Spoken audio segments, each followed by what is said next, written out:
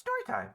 So this wasn't a story that I was actually going to mention at all, because it's basically just about a crappy coworker, and no matter what job you're at, you're more than likely going to have something like this. And nothing was ever extraordinary. It just was, in the simplest terms, a story about someone being moved to a new section. They seemed to like it just fine, but then they just stopped showing up.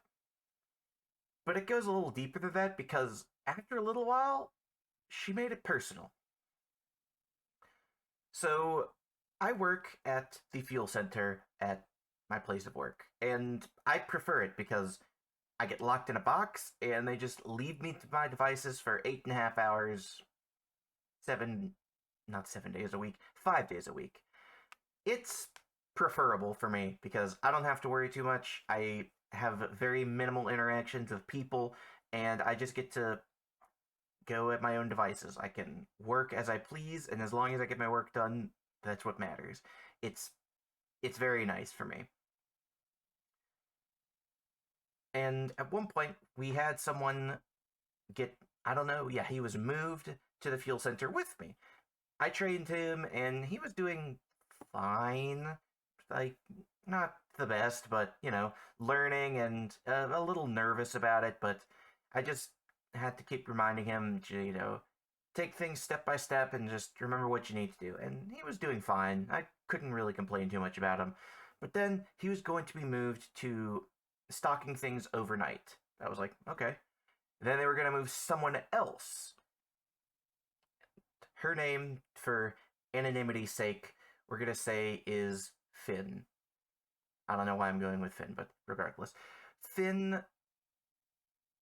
when I heard that she was being moved, the new guy who I had trained and who was being moved to overnight warned me that she wasn't exactly the best. She was not very well liked and she had a tendency to not show up, which for me, I didn't really worry about too much because as long as you don't bother me too much, and just as long as I'm not, like, being bothered, like, I don't care if I get left alone locked in a box for 8.5 hours. I prefer that. But regardless, Finn, she came and I started training her as well, giving her the rundown on what exactly all you need to do. She asked several questions actually and seemed to take it pretty well. First day was just training. Second day was just training between me and her. Third day, I don't believe I worked. I believe I was off for 2 days. But then I came back. She seemed to be doing just fine. And then she left, and I stayed happy as could be. Then, the next day, apparently the AC broke. Because of that, while it was blowing air, it was not blowing cold air. It wasn't blowing air in order to keep things cool. So while you were getting air, you were still sweating up a storm. And apparently, she had left at some point because when I showed up, she just wasn't there. There was nobody there. There was a sign up saying that they were running to the bathroom, but that's a sign that's saying, oh yeah, I'll be back in 5 minutes. I have no idea how long she was gone exactly, but if I were to make an estimation, I would say 30 minutes or more. Because when I got there, she was gone for maybe like 10 more minutes before actually showing back up with a gallon of water and just a thing full of ice. But while she was like wrapping things up and getting ready to go, I got a call from someone at the store asking, "Hey, was anyone there? Like, did you show up on time?" And I was like, "Yeah, I was there on time, but no, nobody was here." And they were like, "Okay, well, tell Finn that we need to talk to her before she leaves." So I tell Finn that, and she's like, "Okay, fine, whatever." And then after a few more minutes, she leaves. I start working, and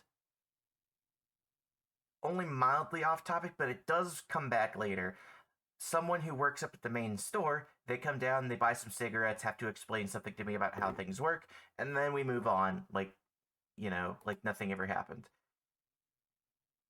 I come in the next day. She was also supposed to work the next day, Finn, I mean, and she's not there. Someone else is there. Said that she just no called, no showed. I'm like, okay. I heard that this might happen, but, sure. Come back in the next day. No call, no shows again. And this starts becoming a pattern for a little while, and to make a long story short, she ended up just not showing up for any more work, and regardless of if she were to come back or not, they were going to fire her. But from what I heard, she apparently was moving back to another state with her child and her partner who had left her for reasons that I'm not going to get too into for, again, anonymity's sake, but that's the basic idea of it. And that's basically the gist of what happened. I didn't really care too much about it. Like, she was a little bit of a talker, but she didn't bother me too much, so I wasn't going to give her a second thought. Until she made it personal. Well, a few days ago, I learned that on that day where I showed up and she was just not there getting a gallon of water and ice, I learned that apparently, when she went to go talk to the managers, she tried throwing me under the bus.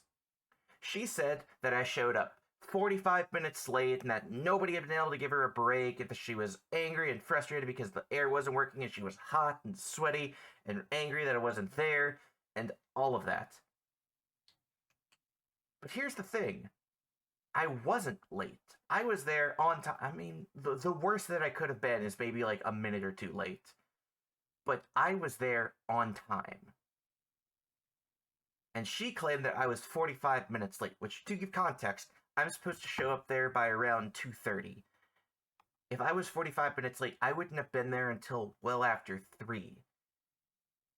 But we knew that I was there because at 2:45, that's when that one coworker that I mentioned came to get cigarettes and had to explain something to me. So she knew I was there. She was able to vouch for me. And Finn was trying to throw me under the bus for all this, for her messing up. I get that it was hot, because trust me, I had to sit in that place for several hours sweating too.